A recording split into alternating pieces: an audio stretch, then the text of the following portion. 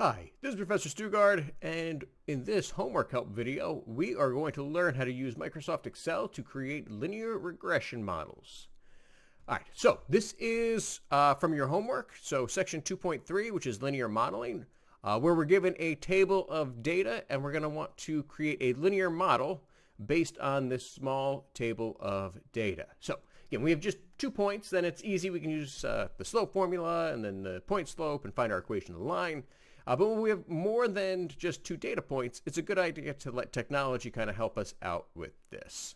All right, so what we need to do is first I'm going to make sure that I have Microsoft Excel open,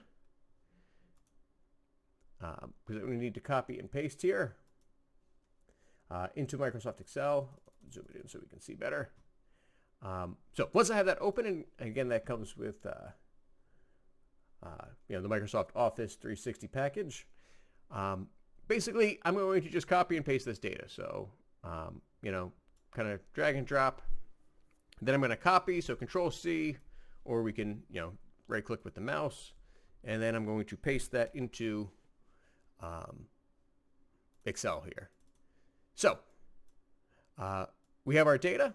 And the first thing I need to do is take this data and make a scatter plot. So, again, I'm basically just going to select all of this data. I'm going to click the Insert button, and then we want to put some charts in. We want to make graphs, so graphs or charts. So usually the recommended charts are really good, except, well, we don't really want, we don't want a clustered column. We can do all charts. What I really want to do is a scatter chart. And so, this isn't ideal either. Scatter. Oh yeah, there we go. Okay. So I do want a scatter chart where, again, we can see hopefully that, again, we have the quarters going along the bottom and the loans in repayment along the vertical.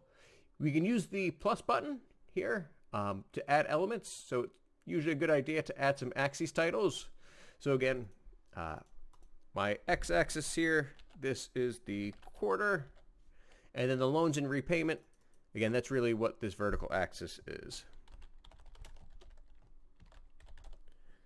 And again, just always a good idea to keep ourselves organized. And again, we really want to make sure that we're comfortable using Microsoft Excel, since that is like the default technology for most jobs.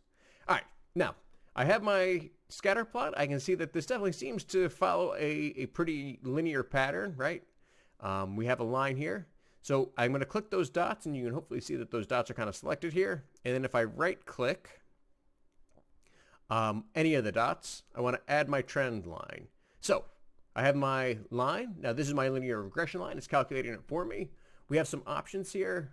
Again, depending on the data, maybe it's exponential or polynomial or it's something else. But again, we're just going to stick with linear.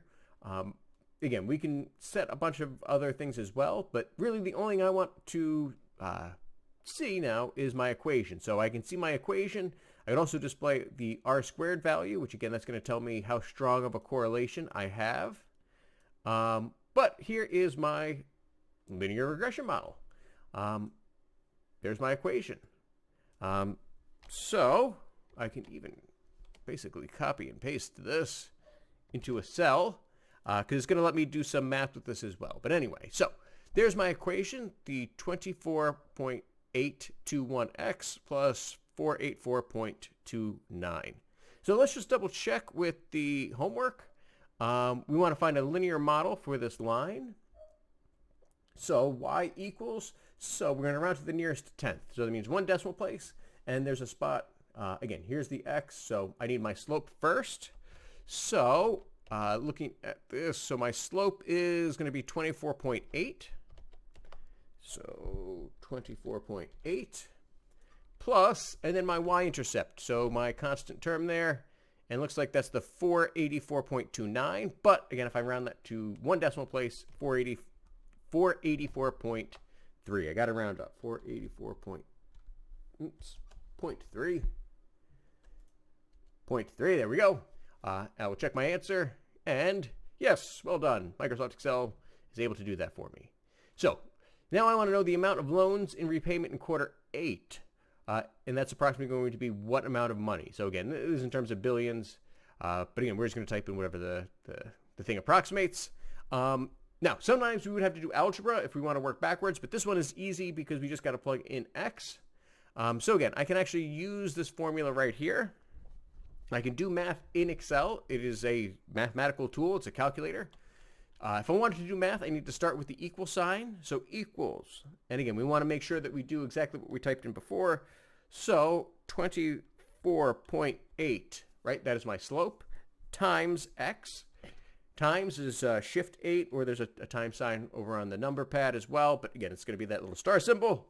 And again, we want to know quarter 8 plus then the 484.3. Again, we want to round.